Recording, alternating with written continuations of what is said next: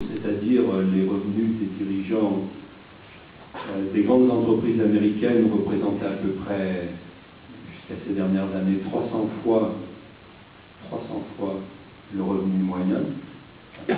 Alors la France a été un petit peu à l'écart, ça s'est développé que depuis 2002, un hasard, mais c'est vrai que pour l'essentiel, on a connu dans tous les pays, et en France aussi, une explosion des revenus. Et quand on regarde aujourd'hui ce que sont les revenus des dirigeants des grandes entreprises, par exemple les dirigeants du CAC 40, c'est le revenu annuel, c'est 4 milliards 7.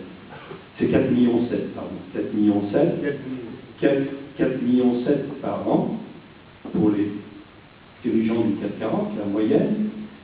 Aux États-Unis, c'est de l'ordre de 10 millions de dollars, donc un petit peu plus. Et dans les deux cas, c'est des sommes qui, pour les 2 tiers, sont dues à des bonus, à des stock options, c'est-à-dire à des revenus du capital qui sont en général non taxés.